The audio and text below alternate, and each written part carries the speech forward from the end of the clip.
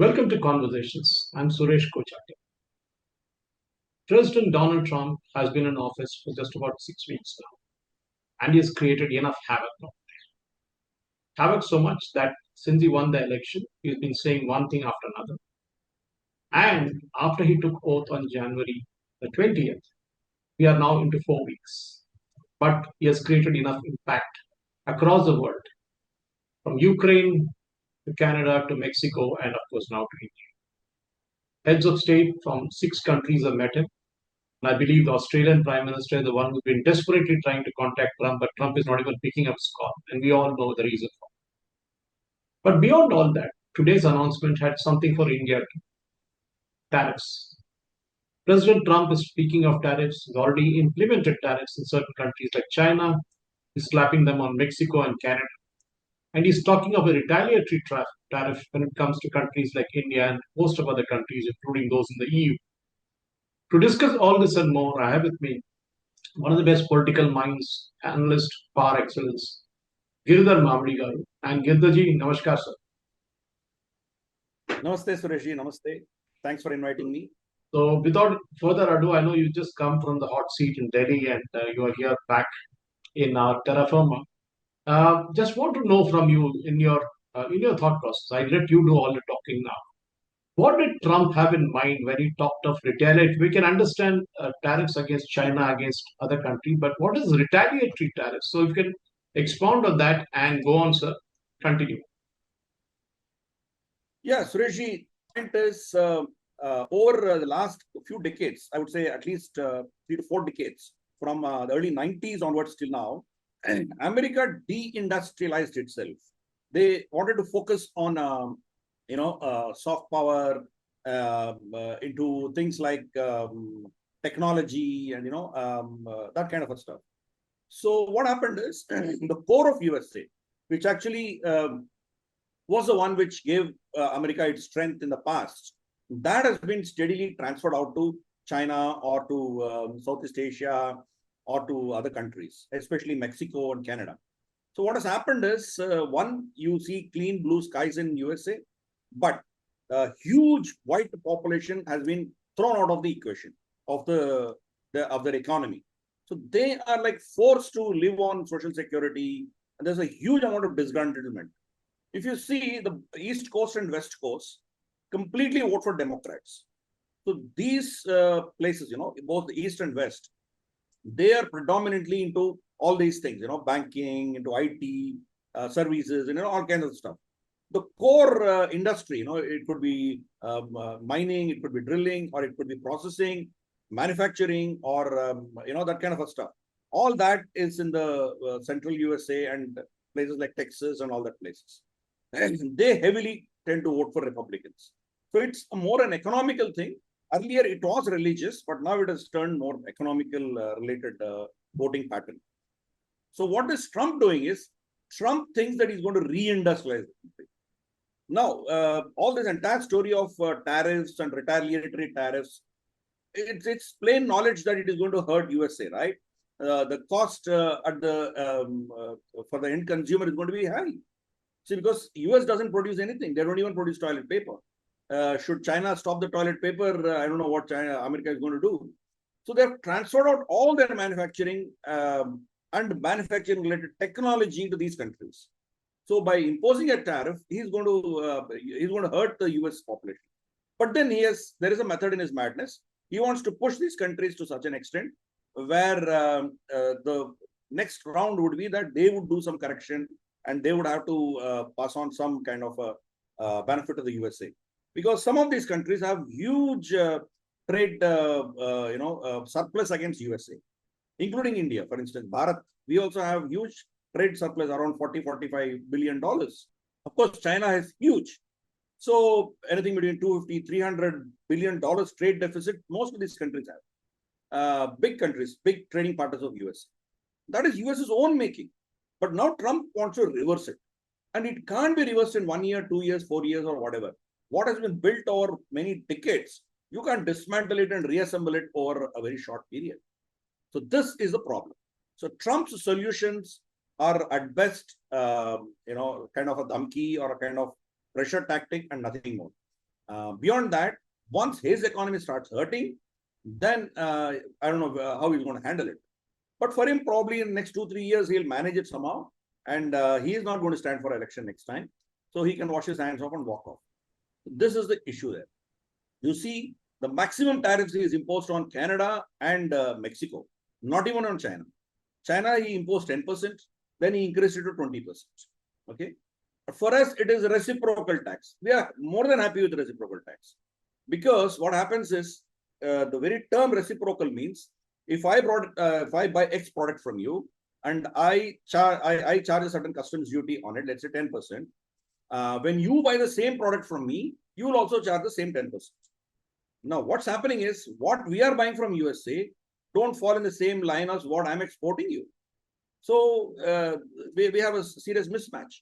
For instance, some of the things that the US import from us are diamonds, processed diamonds, not the raw ones. Surat and all these Gujarat industries, they produce cut diamonds. So US is a huge consumer of diamonds, right? So diamonds, polished, processed diamonds, US imports, jewelry it imports. So what happens is you are catering to a segment which doesn't care if there is a fluctuation a little this way or that way, right? But so if our jewelry and our diamonds are going to be a little more expensive in USA by another 10% or whatever, we are okay with it. Because America is not exporting that to us, right? So even if you put zero tax in that, it will be retaliatory. So it's good for us. It's not going to hurt us at all. The second biggest component is petroleum products. We buy raw crude from USA, Russia, and the Middle East, or we shouldn't say it Middle East, by the way, sorry. Let's call it West Asia. Terms make a lot of sense. So anyway, so we buy from all these guys, from Nigeria, from Venezuela, Brunei, wherever we get competitive pricing, we buy from anybody.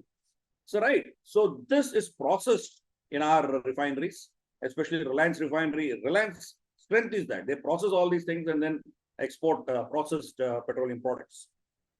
The hypocrisy of the West is this: they try to push us not to buy oil from Russia on the stage in front of a camera, but behind the scene, we process the Russian oil and sell it to these same guys. So USA is a big beneficiary of processed petroleum products from Russia via Bharat. So if he's going to impose tariffs on us, good luck to him. He wants to cut down the street price of the petroleum products. And he's saying drill, baby, drill, and all that stuff. Okay, you drill it, but do you have the refinery capacity? You transferred that out because you wanted to maintain green, blue skies. So now somebody is doing that dirty work for you. So we are doing it for you. So it's not going to happen overnight. These are all greenfield projects. If we're going to start now, probably they'll start producing in 4, 5, 6 years from now. So it's not going to happen. So we are not going to be hurt. Now, the most typical thing he speaks about is Harley Davidson. In last time also he spoke about it. Of course, we imposed very high tariffs on imported motor vehicles, be it cars or luxury scooters or whatever it is. We had this concept of socialism and all. And so all luxury products are taxed, bone dry. But that's fine. Point is, assuming that we completely lift all customs duties on Harley Davidson, how many are going to buy in this country? One.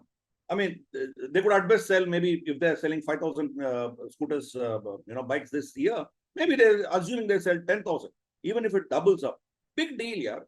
Just imagine Hero Honda, look at TVS and all these guys, big players in the two-wheeler market. They have the king's chunk, they have more than 70-80% of the chunk. And the rest of the players are going to play in just a small pool. So it's not going to make any difference to them, whether we put a barrier, trade barriers or whatnot. Second, problem with America, which Trump is not realizing, is they are in a dinosaur era right now. Point is their technology. Look at all their the General Motors, Ford, Chrysler, or all these guys. Their technology is outdated long back. Countries like Japan, countries like China have gone, ages away, ages ahead. So for somebody to buy American products in competition to these modern vehicles, there's no competition at all actually. So if I'm getting, let's say, 20 lakh worth of a Ford car here versus a 20 lakh worth of let's say Mahindras or even Safari or whatever. I would rather prefer these things because you know it, Sureshji. Ford commercially they could not manage this market and they had to quit this country. Now they are again coming back. So this is the problem with American products. Their technology is outdated. The solutions they are giving are absolutely outdated, and they are trying to dump their products into markets where the culture is different, their approach is different. We are very cost sensitive, unlike in the US. So for us, I'm sure you saw the cartoon, right? Somebody takes one of our billionaires, Ambani or somebody, to NASA's propulsion center, and he says this can travel at X thousand kilometers per second or whatever, and explains all the beautiful features of that rocket. And this guy in the cartoon, he says, mileage kitna deta hai? So the point is, we don't care. For us, that is important. They're petro guzzlers, and the technology is so outdated. The world has completely moved on. And by the way, we are number 3 today in terms of vehicle production. We have actually overtaken Japan. Bharat is number 3 today. Of course, China and then USA, and third is Bharat. So, many other countries are catching up. So, if you want to put reciprocal tariffs, good luck to you, Mr. Trump. It doesn't hurt us. That's right? True. That's so true. I would largely see that in that perspective. That I think we are smart. We are cushioned. We don't have to expose ourselves. We'll watch the fun. And even now, we have only reciprocal tariffs on us. We don't have fixed tariffs like 25% on Canada, Mexico, or 20% on China. So all those guys would want to come and set shop in our country and then put that chapa of made in Bharat and then export back to USA, which is what China did via Mexico, right? They will try and do via our country. Good for us. We'll get more investment, more technology, and our brand value will go up. So we can now play a game, and then we can impose conditions on all these guys. We could do a lot of stuff. Yeah, that's exactly the point. I'm not at all afraid of Trump's tariffs at all.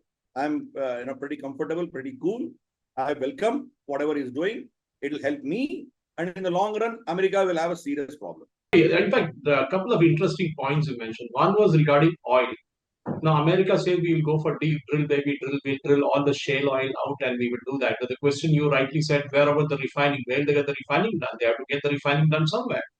They have to set up refining plants, which will take time. But the question is very simple: is that if that is the case, he wants to sell the oil abroad, then the naturally retaliatory tariff in India will kick in, and we won't buy from somebody whom you're going to put 10 to 20% on that.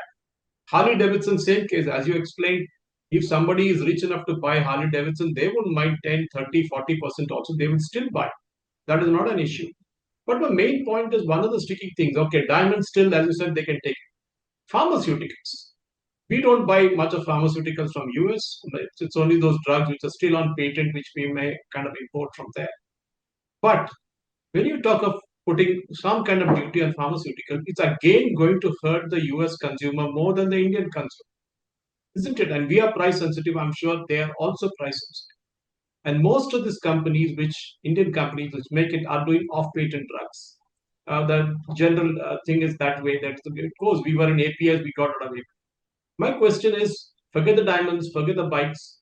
What is it that US can hurt us with, Mr. Giridhar? Well, actually, I'm struggling to find any product which is going to hurt us. Right now, point is the whole structure, the trade structure between US and Bharat is such that we don't buy what we are selling them, and vice versa. So literally, there is nothing much they can do about it, right? It's just notional stuff that we do.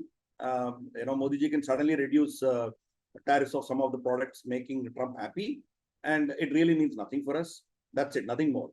What we need from US is defense technology, right? This is something which, Soviet Union and Russia are past. Yes, they have solid strengths. The engineering technology of Russia is extremely solid. China is unable to replicate it even now, right? The kind of technology, cost-effective technology, let me put it that way. When US was putting up satellites in solidified hydrogen and oxygen, these guys were sending with kerosene, right? So the Russian and Soviet Union technology is very cost effective, which is what was helping us, a cost sensitive country like us. But the new age technologies, be it the artificial intelligence or be it disruptive technologies and quantum, computing and what have you, all these new age technologies, Russia is fallen behind. Even in the warfare, you see, when they are claiming they have S-400 and S-500s and all, why is it that they're unable to stop Ukrainian attacks deep into Moscow, deep into Russia? Their air defenses are not great. And Russian fighter jets are not risking entering into Ukrainian space. So all our assets are completely, Russian, be it your MiGs or be it your, rest of the stuff, Sukhois and all. The point is, our future is with technology giants like USA. So we got to play this balancing act. Currently, our inventory is completely Russian, but our future lies there. So if at all they have to hurt us, they could hurt us in tariffs on that. But what we are doing, we also did very smart thing till now at least. Maybe we need to change the strategy. We never bought anything strategically important from US with which they can blackmail us any day. We bought 777 howitzer guns, 155 guns, like, Bofors, we bought from Bofors long back. Same stuff we are buying from USN. I mean, Kalyani Group can make it here, L&T can make. We have Tata, so many guys are making in this country. But still we are buying there because we need to show that, look, we are interested in you, we are engaged in you. We are buying General Atomics Reaper drones. Now, these Reaper drones were sitting ducks for Yemeni Houthis, right? They are good in uncontested airspace. I'm sure you understand this term, uncontested airspace. So they could go do whatever they wanted in AFPAC region because they were never challenged. But when they entered the space of Yemen, they were shot down. Even one Reaper drone, which was given to us on hire, that crashed out. So, but still we bought, right? Vivek Lal, Modi ji went and met him, and that's not a strategic asset for us. We are ourselves producing a lot of varieties of drones, from kamikaze drones to surveillance to loitering to what have you, swarm drones. We are producing everything in this country. So US can't even give us that. And their F-35, which they offered, is again a white elephant. Its maintenance, its cost. We will not be so stupid as to get into it. But for a strategic partnership, we may end up buying one squadron, actually meaning nothing. But we need the technology for many other reasons. Surveillance, for instance, the basic exchange of information agreement that we signed just a couple of, 3-4 weeks before Trump, gave up his presidency last time. That helped us in handling Chinese PLA in Yangtze region of Arunachal Pradesh. We got the live feed from there, and our boys were hardly 5-6 on the border at that point. And so they were coming with a crowd of roughly 30-40 guys. We quickly mobilized another 40-50 guys, and we gave them, in Hindi we have this term, right? Muh tod jawab. We hit them so hard. There are unconfirmed reports that a couple of them had skull cracks and they won't survive. And we, could capture some of those guys, have a white flag meeting, and then we release them with a warning. So we need American help on many fronts. So US also is playing this game, in front of the cameras, you could do whatever it is. Back end, he's offering F-35s and offering high-end technologies because it is in the interest of USA. We will deal with whatever it is, right? We could shoot down F-16 with MiG-21.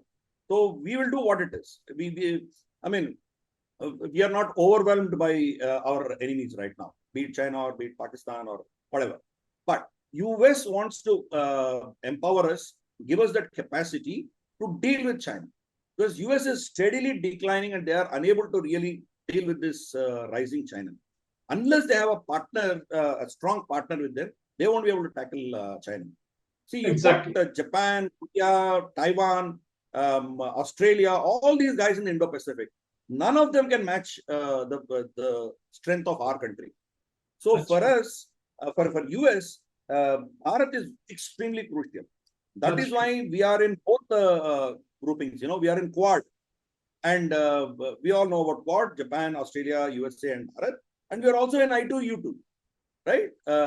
India, USA, UAE, and Israel.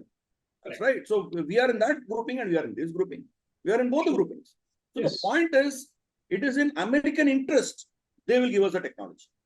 We are good for it. I mean, we'll take it. That's it. Giridharji, that's a good point, because I'm coming back to the fact that if he's going to put a kind of a barricade in front of the Chinese and say you can't dump stuff in the US anymore, if he's going to put the same thing before EU, both these countries will then, EU of course has a lot more nations than just countries.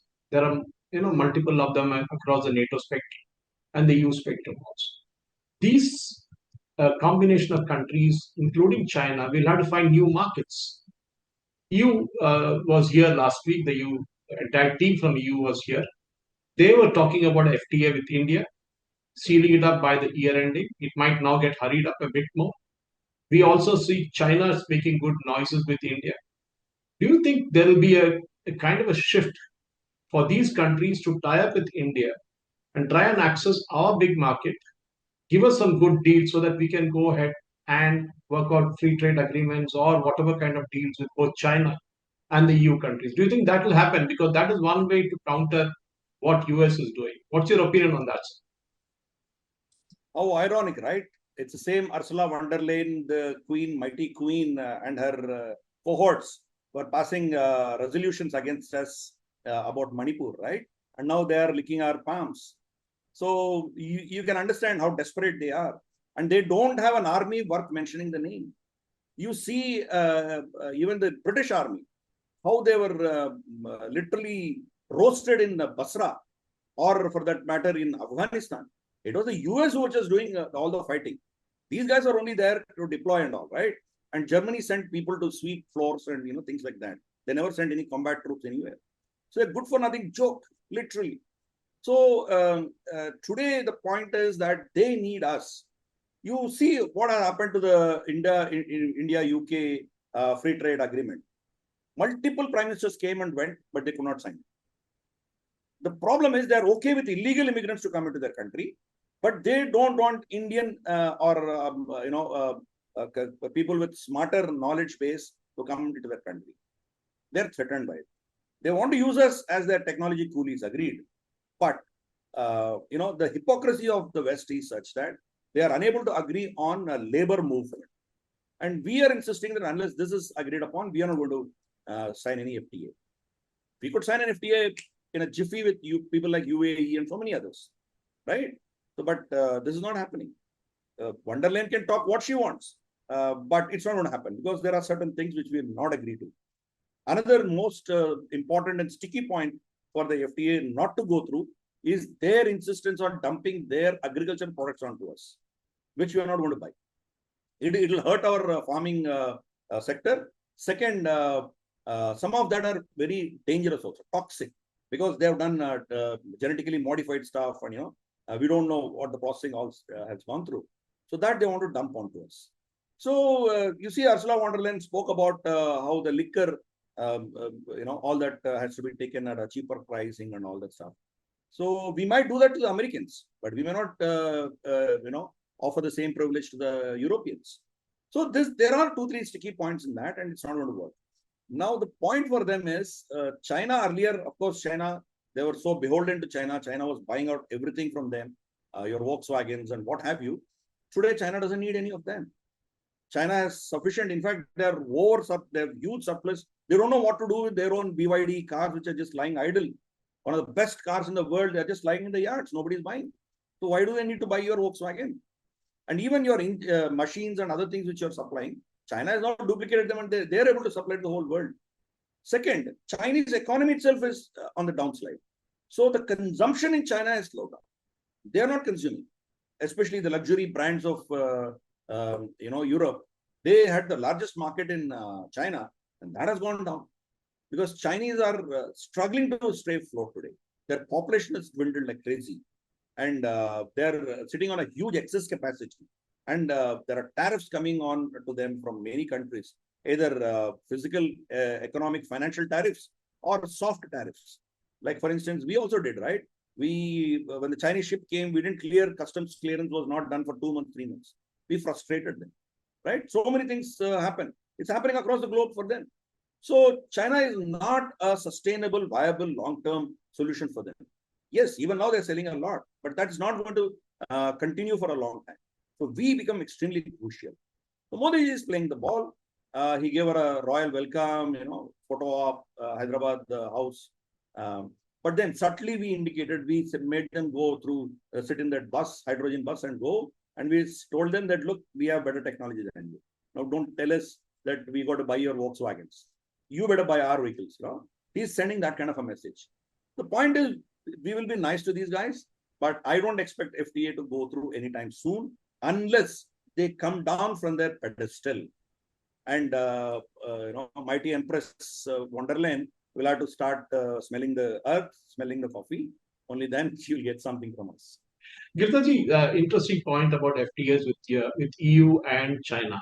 The question is also, Trump is so unpredictable that what he says today and what he says tomorrow, and we saw that with Ukraine. At least he stuck to his position with Ukraine. It was very clear that he's not going to deal with Zelensky unless he comes down his high horse. I mean, he held it. I mean, whatever one might say about Trump, he stuck to that point. It was very clear about it. The point is, tomorrow, I mean, the world was so predictable. We had WTO, we had GATT, we had all that stuff. Now there is no such thing. I mean, tomorrow UN may not exist for all you know. WHO may not exist. Is Trump now literally changing the world order? I know he'll be there only for the next 3 years and maybe 11 months now. But I think his successor, Ms. probably JD, wants also things on similar lines. Do you think the time has now come that Trump is wanting to make America great again?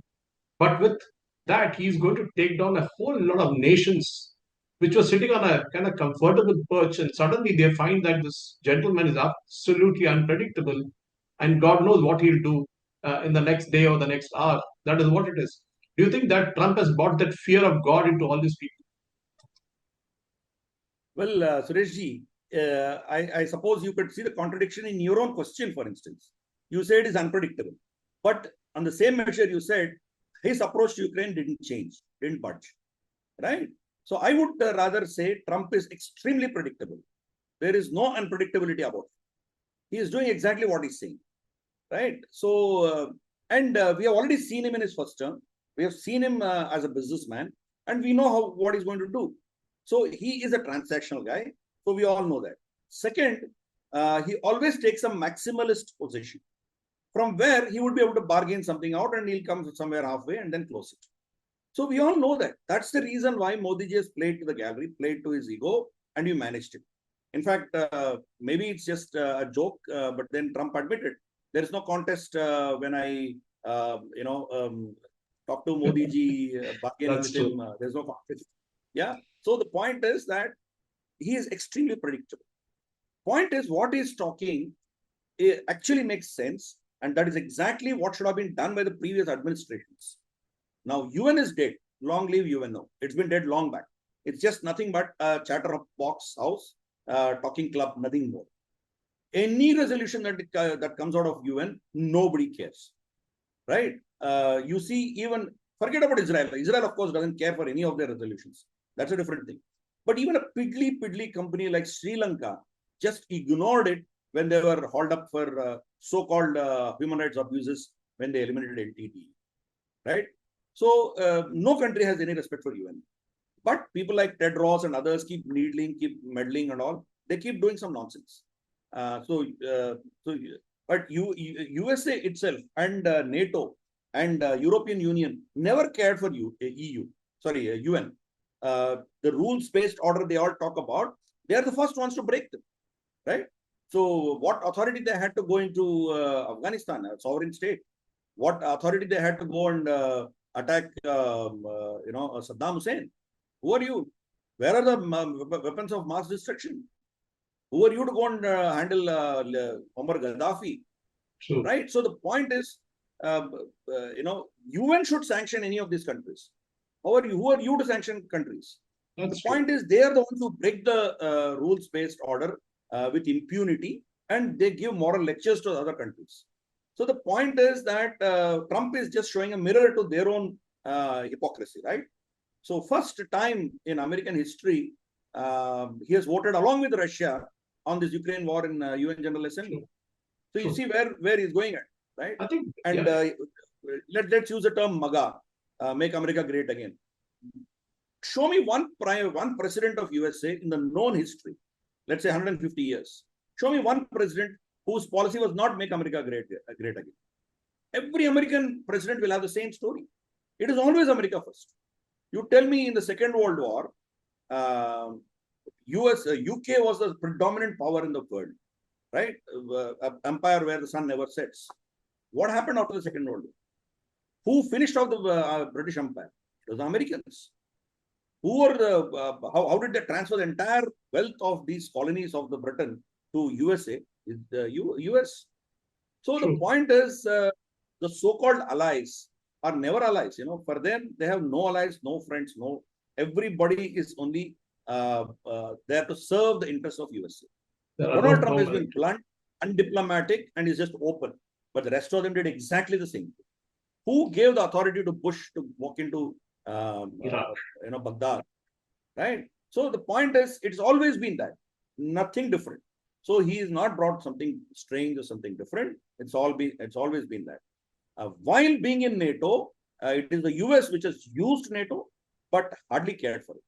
What Trump is now talking is bringing logic. Even according to NATO's charter, you guys are supposed to spend at least 2.5% of your budgets on defense. So why are you, enjoying on my taxpayers' money? You guys start spending it. Suddenly, you see a flurry of guys now announcing it. Germany has announced it. Now UK, Keir Starmer's announced it. So suddenly, these guys have realized that we need to spend. Yeah, right? Who wants you to not spend it all this while? I think you took America for granted. America, kisi ka nahi hai, kisi ki sagai ki nahi hai, we'll say in Hindi, right? So these guys are like, they only look at their interests and they have no friends, no allies. Britain always behaved as if it was 51st state of USA. So, but whereas Trump said Canada is my Canada is a good one. They're going to take Greenland tomorrow. Panama Canal is theirs. I think great. Giridharji, as usual, you have kind of laid bare the entire facts of this particular dimension of politics that is playing out from Washington to Kiev to London to Paris to everywhere. I think that's wonderful. I mean, the world has changed so much in the last, say 4 weeks, and God knows what is going to lie in store in the days to come. I think the modern warfare is not about arms. I think it's about tariffs, and that is what is going to happen. Wonderful. Thank you for sparing the time and speaking to us. And I'm sure that there'll be so much happening every day that I may need to call you almost on an alternate day basis to speak on this and more. Thank you very much, Girdhaji. Namaskar. We'll keep the conversation going. Namaste. Thank you, sir. Namaskar. Jai Hind.